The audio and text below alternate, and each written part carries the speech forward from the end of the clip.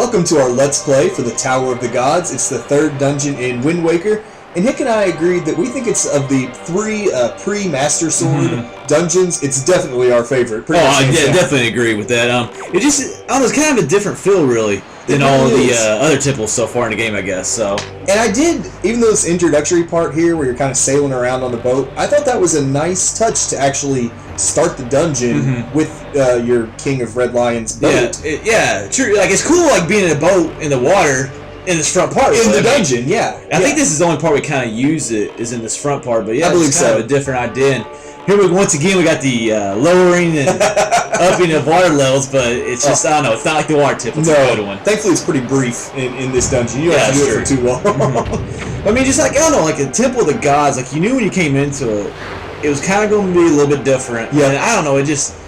It's an epic name. Yeah, it really just, I don't know, I just really liked it. Yeah, and I like the way they set up, too. Like, they said, this is the gods challenging you to see if you pass and can get the Master Sword. Yeah, we've already passed 2 dungeons. Why we got to do another one? I know. We've already collected the 3 pearls or whatever you have to... Oh, yeah, 3 pearls. Yeah, and we've already got all of them. Which was a joke in the last one, but whatever. Yeah, they kind of just gave it to you. Yeah. That's like apparently a descendant of Jabu Jabu or something like that, obviously. So yeah, that's pretty cool though. Like I said, this is a let's play, not a walkthrough, and this is actually a blind run because this is the first time me and Red ever played this game, as we said in earlier commentaries. Yep. So you will see us make a few mistakes, of course. Oh, but there are going to be more than a few, but feel free to laugh along.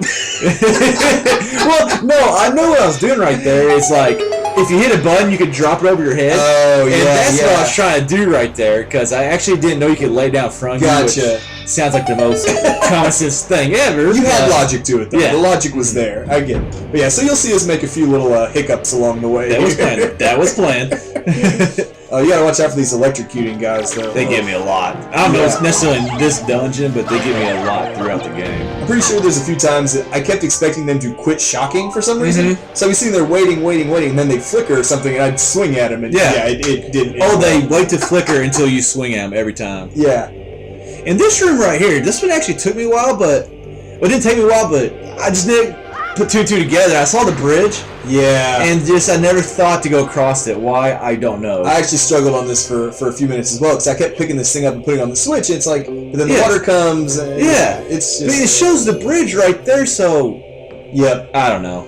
I guess when the water raised, it goes away. I was like, oh, well, I'm not going to be able to walk across it. Not thinking to get on top of the ledge when the water comes up. Yep. This room, and there's another room that we'll get to here in a few minutes. It's similar to this with the raising and lowering the water with the blocks in the water. There's a couple of them actually. Gave me fits as well. Yeah, there's 2 or 3 rooms like this to start off. I'm guessing. I think my thought process here was like, why can't I climb out of this? Well, the thought process right here was I thought that box was going to float to the top of the water, and I just jump on top of that. Yeah. And then jump over to the ledge, which you actually do a couple times in this dungeon. So I was just thinking ahead of the dungeon. And plus on that, we'll go with that. Plus, like, they only show you the bridge appear the very first time. So if you're not paying attention, or I at least kind of forgot the bridge appeared above you here. Yeah, that's true. But if you kind of, but you got to be looking up. But I kind of saw it a couple times. Like, I think you kind of see a bridge right here. Yeah, I kind of saw it flinch up. I like you mentioned more blocks. There, right there. You kind of saw it right there. I think it finally hit you. If one block says it, no, actually, I get lucky here because I throw the boomerang right here in a second because I'm trying to figure out what logic I'm using right here is beyond me. Well, you were able to lock onto something. That is true. That's what I was thinking. And then that bridge came up, and I was like, oh, duh. Oh, yeah, a few of these early rooms got me, well, a few of the later rooms got me pretty good, too. I won't lie. Yeah, I completely got lucky there. Yeah. I'm not going to lie. But I kind of like the idea of grabbing these pillars or whatever you want to call that thing you're holding. That's statues, I think. Or statue, yeah. I'll call them statues. And carrying statues, God. You got statues. Yeah. And carrying them back to their, I guess they call them their home, where you have to set them on their little...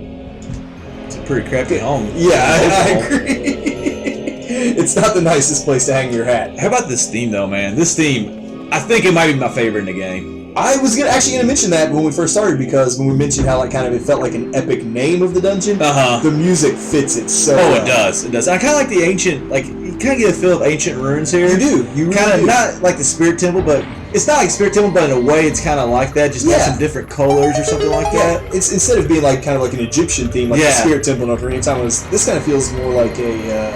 I'm blanking on this one. Like more like a Greek. Like Greece, Greece, like Athens and stuff like that. Yeah, exactly. And the music helps. Yes, it does. Yes, it does. I agree. Of the 3 dungeons so far, this is probably my favorite theme as well. Oh yeah, definitely.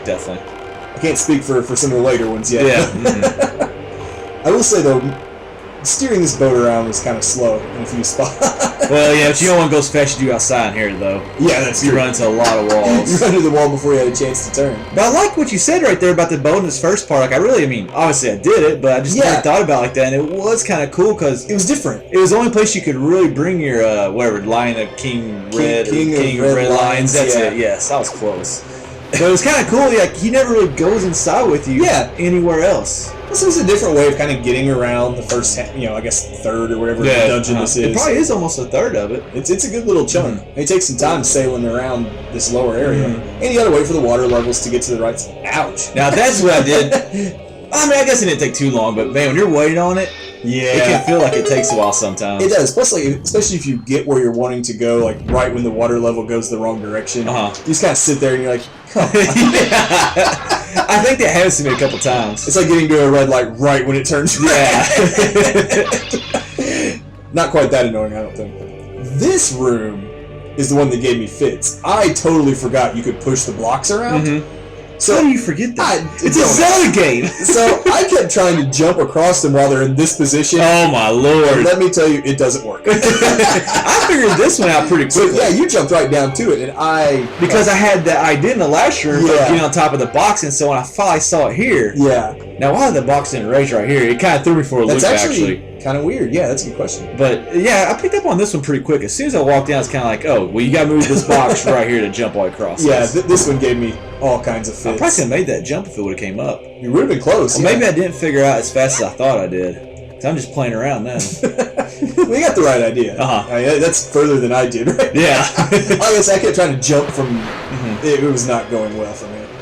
I think I got it right there. I don't know why it's not flowing up though. That is actually kind of weird. Yeah, I'm not sure either. Maybe if you're on top of it when the water starts raising, because like it was obviously confusing me right there that it was not coming up. Like that's the block I wanted to jump on. What are you doing? But I think I go back up on the ledge and then it comes. I'm like, oh, okay. That might be it. The fact that you were on top of it. Now what the heck's the little box there for? That's just a tease. Like you think you gotta do something with it, but you don't. Where's the switch I'm supposed to set? Yeah, exactly. Where's the rainbow bridge at? Yeah, exactly. I know exactly what you mean. There's what I noticed. I noticed that I finally floated. So now you just kind of got to chill for a minute and wait for it to go. And you're talking about that whole Greece or back in Athens, if you look around the top of the temple or whatever, or the tower, I guess. Yeah. I mean, you kind of do get that feel. I really like it. It does just have a very epic. Nice stone. Was this the first time we had like a stone inside on the? At least in this temple, game. At least in this game, it's just a very nice touch. Like like I said, it looks like a stone interior. Dodongo's cabin probably had a little bit of stone in it. That's true. That's true. And now once we get these pillars lit, this treasure chest is a key. Pillars? Those are torches, man. Torches, what are you talking about? Tiki torches. Tiki torches. Yeah, they ain't tiki We're torches. having a party in the tower. Where do you get that lighter fluid at? That's what I want to know. But yeah, this key will let us knock out the other half of kind of this introductory area. Yeah, kind of through this room where we'd go over and blow out the walls or whatever, which is one of the coolest parts of this game, really. I love the addition of the cannon. Yeah, it really is pretty awesome. I think it was a great idea. It's fun when you're sailing around on the ocean, just blasting the tar out of everything you see. It's like, hey, here's 5 walls you can blow up. I kind of wish I would have missed it in a way. Yeah, it give you a chance to unload with that. The one time I do something right in Zelda, I wish I would have screwed it up. And it's also pretty cool because when you get the cannon obviously use bombs, but you can get the 2 bomb upgrades pretty early and carry was it 99 bombs? Yeah, which is ridiculous. Yeah, I mean it looks like you might be maxed at 30 here. The upgrades on this game were kind of. I mean, I don't even think there's 2 bomb upgrades. I think it was just 1. I'm honestly not sure. I know there's a magic meter upgrade, 2 wallet upgrades. I never got the magic meter again. That's a recurring thing. I go through every game and never get the magic meter upgrade. So some games you need it more than others. And this wraps up part 1 of our Let's Play.